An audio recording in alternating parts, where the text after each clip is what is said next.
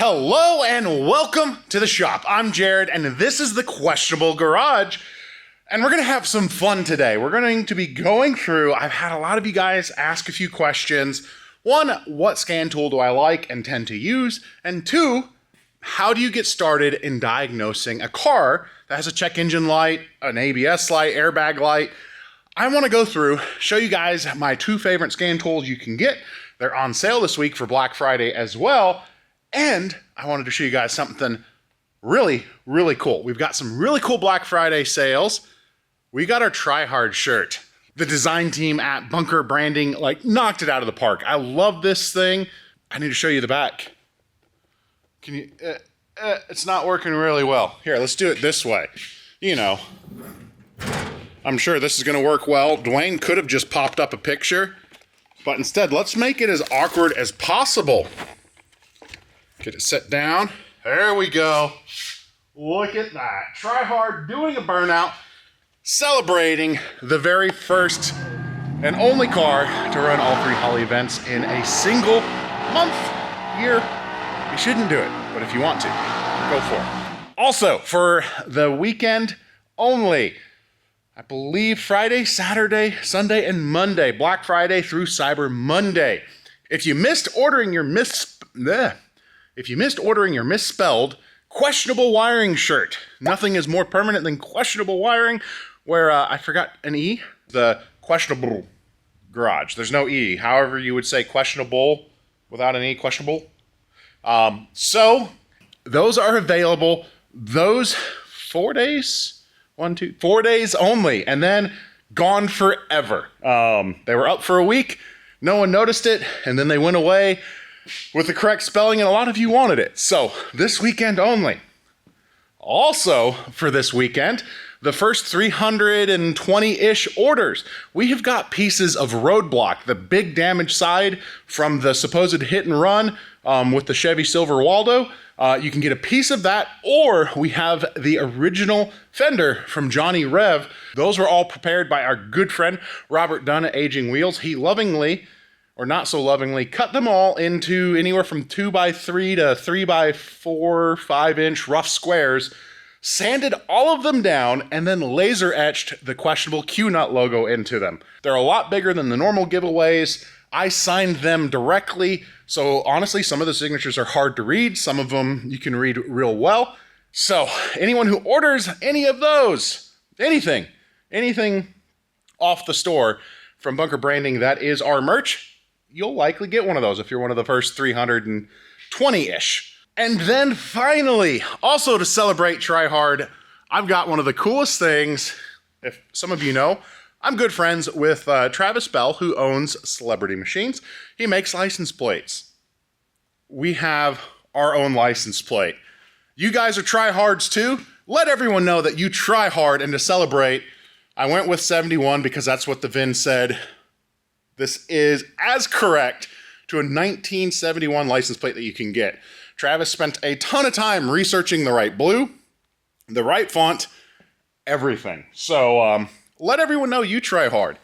And just because we've got a whole lot to give away for the holidays, if you order a Try Hard shirt and a Try Hard license plate, and unfortunately because of shipping costs are in the continental 48 United States, 2 of you will be randomly selected to get one of the slapper bars from Try Hard that we ran at Mo Party that is signed by everyone that I call my dream team.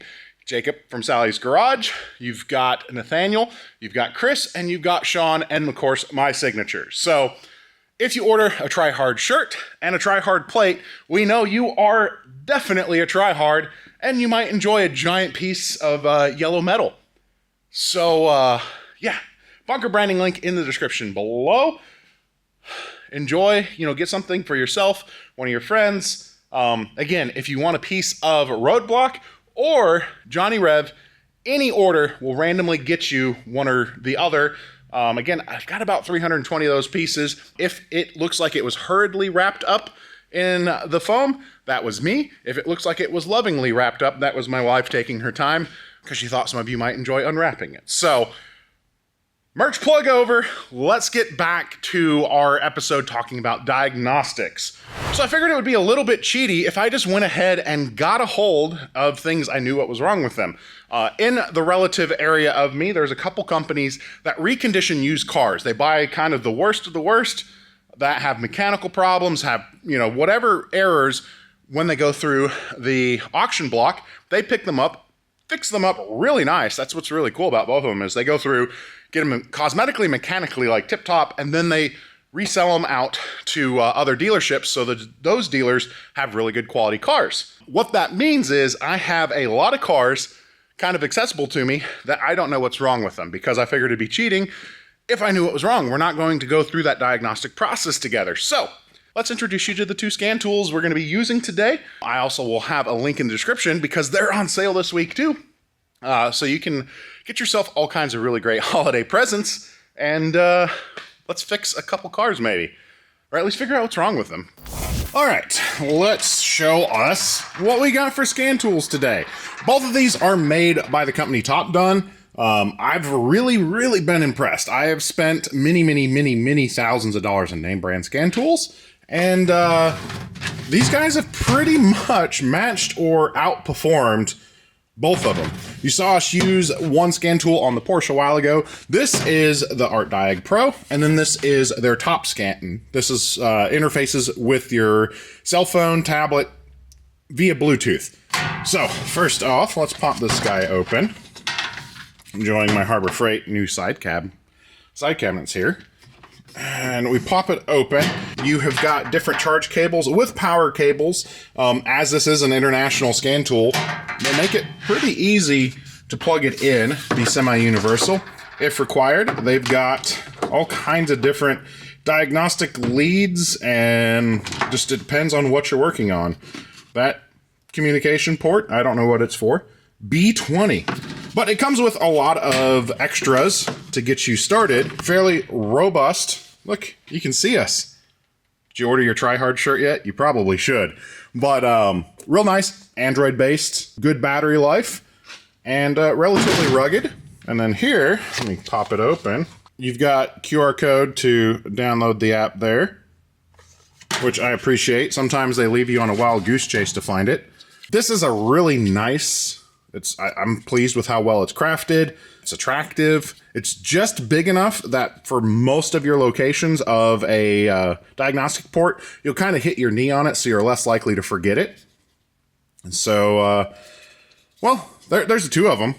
The AD Pro is normally $500, but they've got a 25% sale going on it, so it's $372. When I say this is way more scan tool than $372, I mean it is way more scan tool than $372. So that's a really good buy. And then using code JaredTopdon, you can get a TopScan for $53.53. It's an extra 10% off. I'll have those links in the description below. Now, before you worry about plugging a scan tool in the car, let's talk a little bit about what some of the warning lights on your dash might mean and how concerned you should be about looking at it or getting it looked at.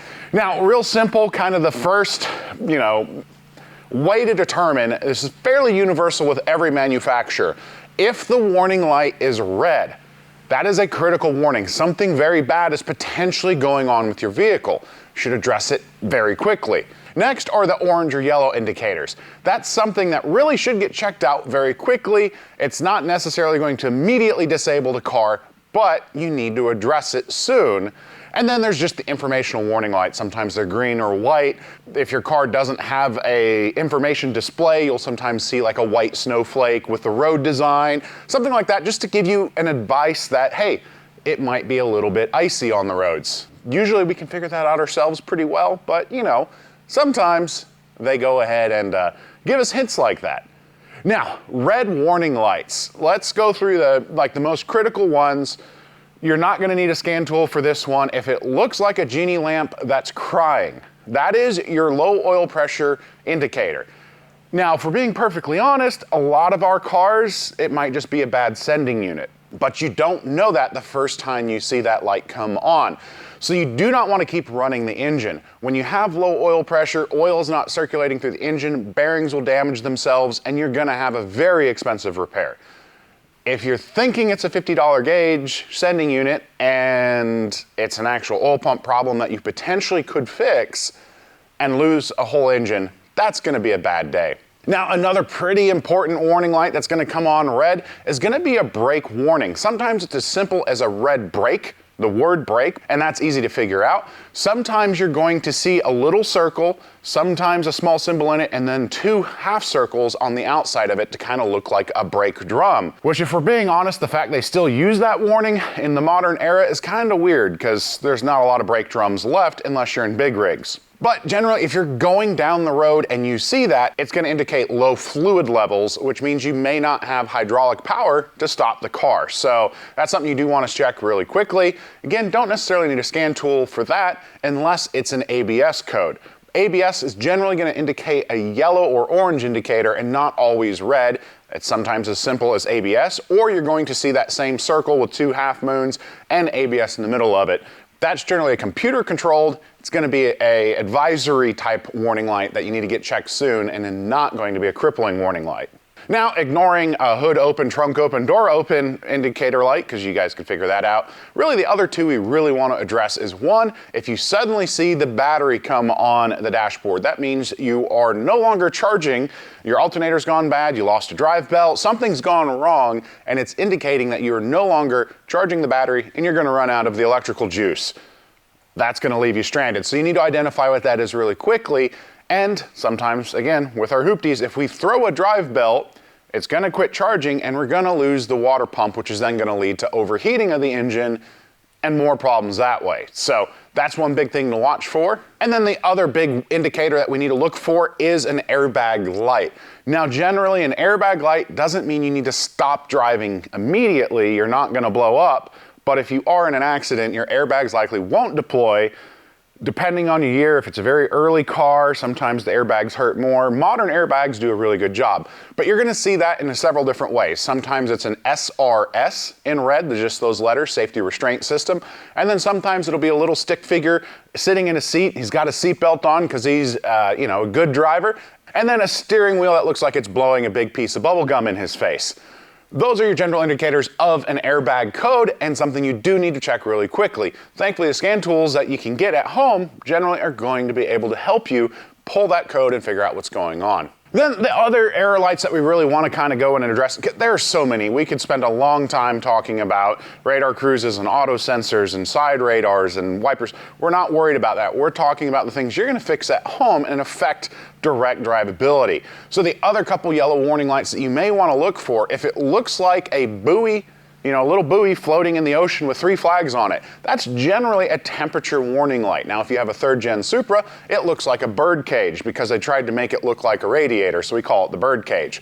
But yeah, if you've got a buoy out in the ocean with 3 flags on it, you're likely running over temperature. Something you do want to pull over, let the car cool off, figure out if you're low on coolant, what's going on there. But really the most critical thing, and what you're going to be working on, is the check engine light.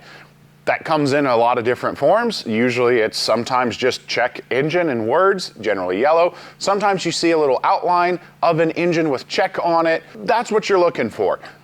Generally, if you're driving around and it's just staying on solid, you're gonna be in a situation that you can drive home, get to your scan tool, or if you wanted to go to a parts store, get them to pull the code, you don't have advanced diagnostic features, but you can at least see what the code is and take a look at it. The only time a check engine becomes something critical that you may want to stop driving it is if it's ever flashing while driving. Generally, that's going to be paired with an obvious misfire. You're gonna feel the car surging and bucking. It's not gonna run smoothly. Anytime you have a flashing check engine light, that's basically the computer warning you that you're having a catalyst damaging misfire. The misfire going on in the engine is so severe that there's expecting so much fuel load and potential fire through the exhaust system that you are going to break and damage your catalytic converters. Now, if you do have your catalytic converters, which you should on your road-going cars, they're anywhere from $400 to a couple thousands of dollars. So flashing check engine lights is generally something catastrophic you do want to stop and not keep driving the car. Otherwise, if you see it just on constant and steady, you're likely just in an emissions fault. The emissions control systems are very strict on cars, so you're likely just going to have an evap code, potentially a sensor starting to go out of range. One other thing you'll have happen potentially, especially with the modern drive-by-wire cars, is what's called a limp mode. When you're driving along, it sets a code. If it's a critical sensor, especially if it's an accelerator pedal position sensor or the throttle position sensor in a drive-by-wire system where you don't have a direct link from your pedal to the throttle body, it's done electronically, you're gonna go into what's called limp mode, where you're barely gonna be able to drive the car, you're just gonna have enough power to get it off the road, into a parking lot, you're not gonna be able to climb hills. The reason it does that is it's kind of a fail-safe. If something goes catastrophically wrong in that drive-by-wire system, it does not want to put you in a position where it's sticking that throttle wide open. And it does that because it doesn't know exactly where the throttle blade is.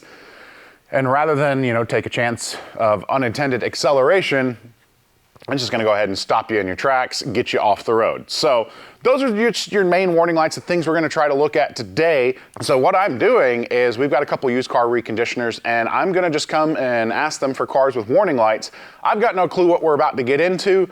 Hopefully it's something we can go through a good diagnostic process. It's gonna be a thing. We'll find out what it is as we go along. Ultimately, my goal is hopefully with one of these cars, be able to show you both of the scan tools, their benefits, where you may sometimes want to buy the more fully featured scan tool depending on what you're doing. And, hopefully you learned something. If not, well, thanks for hanging out anyway. I did my best. Sometimes you have a wonderful plan and a great idea for the video, and it just doesn't work. Every car that I borrowed really didn't have any full diagnostic steps. Unfortunately, they were just terminal problems that the code quickly verified. I don't get it. I spent the past day trying to get a car with just a check engine light on. Apparently, they all work right now. My stuff, unfortunately, is either too new or too old, or has a standalone where I can't use these scan tools. But thank you to Ridge and his friend, we have something to work on.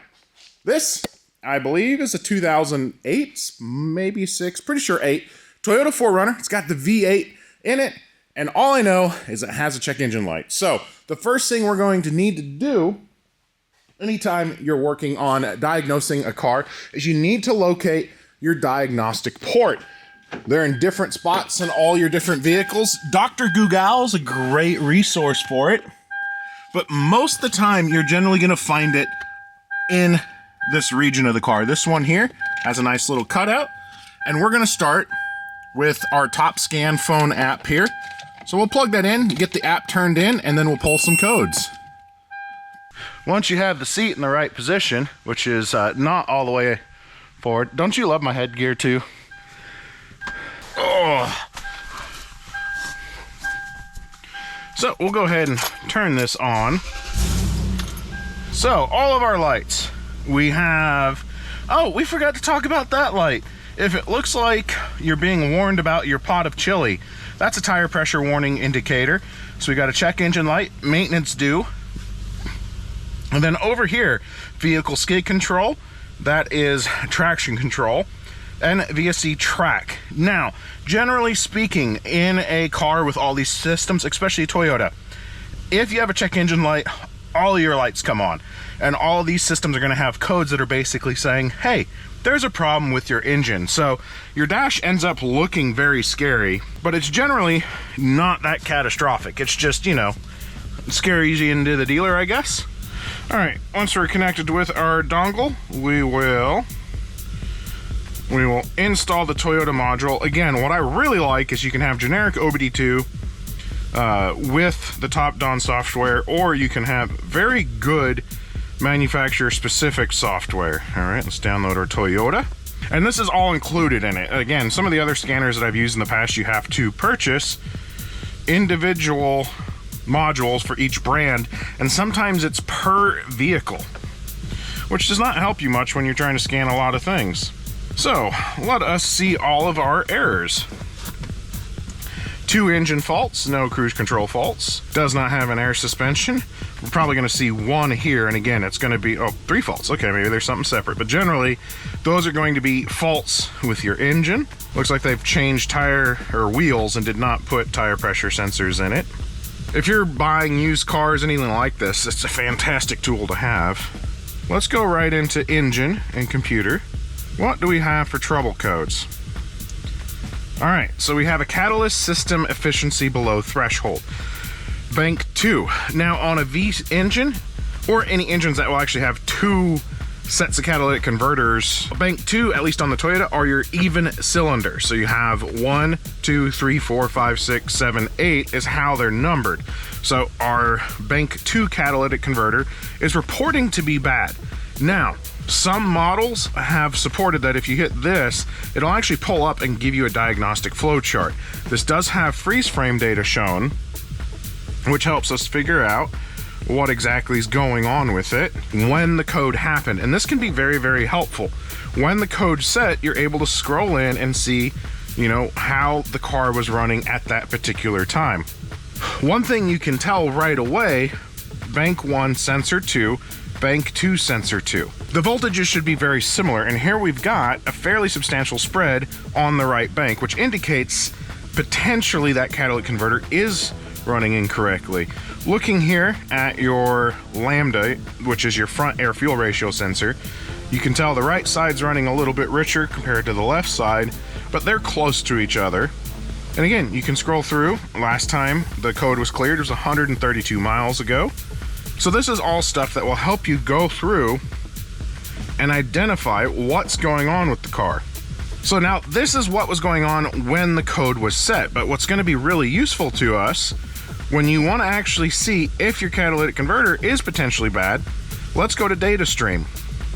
And once we get here, don't load everything. There's only so much that the car can report at once. So you want to go ahead and just basically select what you want to see. Looking at all of this information, it really indicates, for the most part, engine's happy, engine's healthy. There's no glaring bits of information that say, hey, there's a definite running problem. If you had, like one side pulling a ton of fuel, one side adding a ton of fuel, that's going to help narrow down things to look at. When we're going after a catalytic converter problem, our sensor 2 problems are what we really want to look at. Now, when you have a bad catalytic converter, you're going to see your sensors kind of moving around a tremendous amount. It's going to follow the front sensor a lot because that catalytic converter is not working. The fact that this is completely frozen indicates that it may be a bad sensor, and it would be more apt to go ahead and replace the sensor instead of a very expensive catalytic converter first. Now, if we go ahead and bring the RPM up, let's see if we get any movement out of that sensor.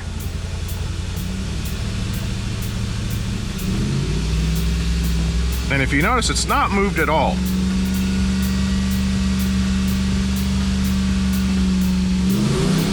There we go. We finally got some movement out of it, but it took a lot.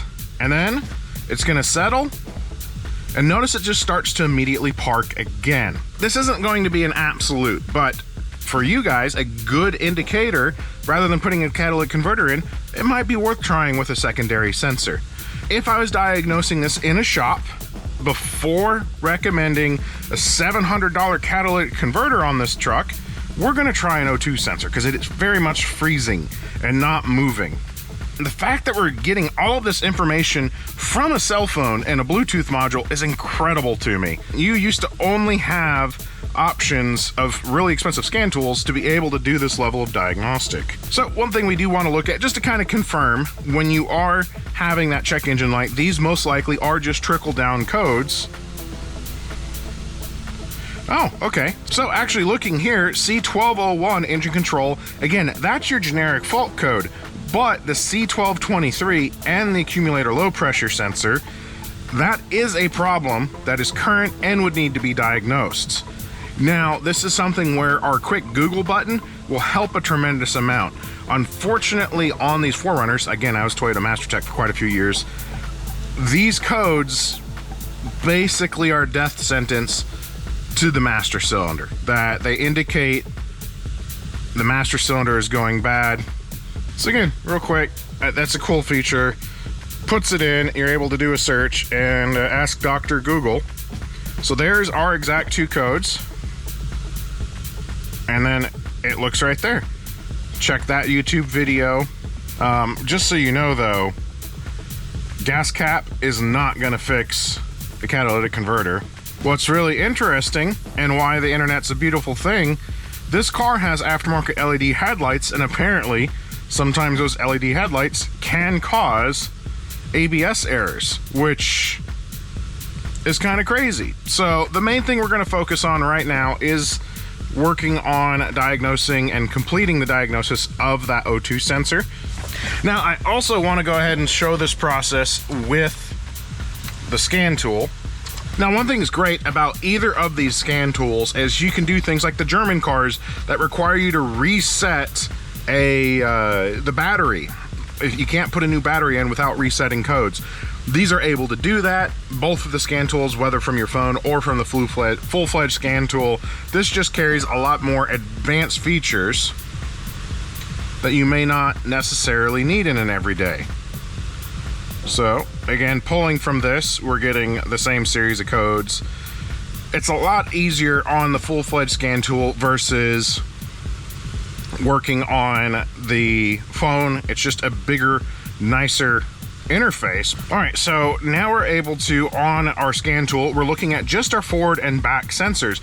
And again, what's unique is because of the full-fledged scan tool, it's telling us, hey, there's something wrong with this voltage. Automatically, it's saying it's slightly out of range, shouldn't be reading that. It's just not keeping up.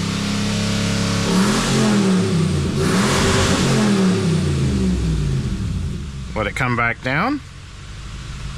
Things are going to settle. So again, before condemning a catalytic converter, let's do an O2 sensor.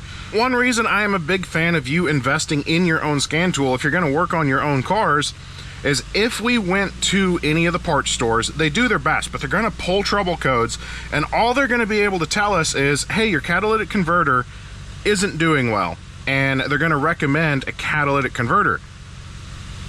Well, that's not what we need to do. Now, another big reason that, again, scan tools are amazing is you can come in, and if we had to do some more diagnosis, let's say you had a evap code. Evap codes can be a nightmare to check, but you're able to come in here and actually activate each individual one. You can adjust variable timing. You can turn the starter relay on and off. You can run the vacuum pump. There's a tremendous amount that you're able to do. And if we were fighting a potential bank one sensor code, you're able to go in and you will actually intentionally increase and make the engine run very rich and make sure that your air fuel ratio sensors match that. So let's load that up and run that test. Some of this test functionality is available in the Bluetooth, but it's just not to the same exact level.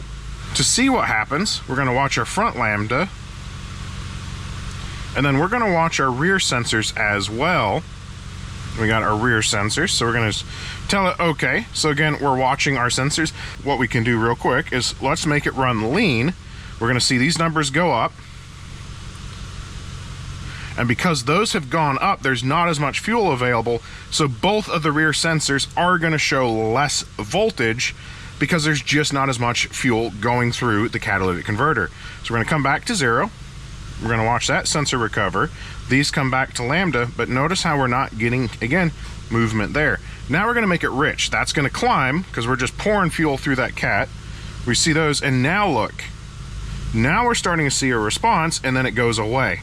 If we saw a sudden increase and it stayed increased, that would more likely indicate the potential of a catalytic converter. Like if we're seeing matches, the fact that it is not trailing, still showing a consistent lean condition, again, still points to the fact that we're likely fighting a dead sensor first. And again, these functions and tools will help you confirm if your front sensors are working well and just the overall health of just every system of the vehicle. This is just a lot of active diagnostic that really helps you depending on whatever trouble codes you pull. Knowing what code we have, we can go ahead and clear the code and see how fast it ends up coming back for us. All right, so we're back out of the car. Hopefully a little bit of that just fiddling around with data, explaining what some of it means, is a little bit helpful to you. It's one of those things where it's easy to just take a code number and replace it just based on what it says, but that's not always a good action. Now, one thing I just kind of wanted to show, at least on this Toyota V8, things to look for if you had, let's say, an emissions code. If you connected to it and it told you had an evap system, gross leak, small leak, some of the things you would need to look at under here, again, at least on this case, this is your treacle canister purge valve. You have a couple rubber hoses that connect. A lot of times you will see a little green cap, a service cap that's for pressurizing the system or pulling a vacuum so you can find leaks. So you generally, if you're getting any code like that, look under hood at any of these hoses and just see if anything's disconnected. That's really common on some cars that connect to the air box for their fresh air stream, is you'll see a hose pulled off of it. Now, this particular emission system doesn't use the air box, so you're not gonna see that, but you do see things like this. I believe this is your air injection for emissions. You just wanna generally look over all of your hoses, make sure you're connected. Sometimes, again, this is where the internet's gonna be a great resource. Enter your code and your car model, see what you find. Nissan GTRs, they had a service bulletin for a purge valve that lived under a plastic cover on the engine, that if you had an evap system small leak, all you had to do is put a purge valve in it, $90 part, really quick and simple.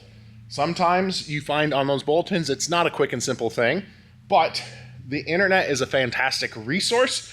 So don't be afraid, go out and spend a little bit of money, get yourself a good scan tool, and try to take a look and see what's going on with your car, because you will find the problem and you will be able to get it fixed. With the 4Runner, if they just drove in and immediately pulled the code, went off what the code said, you'd be putting a $700 catalytic converter, when really likely it may just need an oxygen sensor, which is generally a lot cheaper and simpler to install. So do me a favor, comment down below your quick and easy diagnostic hack, something that you found works really well when you're dealing with a problem. Check engine light, anything like that, and some word of encouragement for anyone who's dabbling fresh and brand new into this. And well, it's only Black Friday. This video is going to be along for a long time, but hopefully you guys are able to take advantage, save a little bit money if you want on a TopDon scanner. If you don't want to get a TopDon scanner, tell me what your favorite scanner is. I think value for dollar, they're pretty good. And make sure you guys get some of your merch. I would greatly appreciate it. I love seeing you guys out in the wild wearing my t-shirts and stuff, and it helps support the channel tremendously when you pick that stuff up. And there's a whole lot of really cool giveaways for you this weekend. Thanksgiving weekend 2023. After that, sorry guys. So that is gonna do it for this episode. I hope you guys appreciate it. I hope you guys have a good holiday with your family, or you're able to find just a little bit of rest in your garage working on your projects, because you're their only hope. Get out there and work on them. Otherwise, they're just gonna keep sitting there.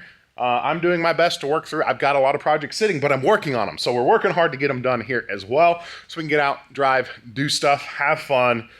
But yeah, even if all you get done is one little thing, that's one less thing you're gonna have to do later. So get out there, wrench, get your hands dirty, do a little bit of something. But I'm Jared, reminding you guys to always make questionable choices. Unless it comes to buying merch, buy the questionable merch. That's very questionable. And I appreciate it a whole lot, because it helps me afford to do all this. We'll see ya.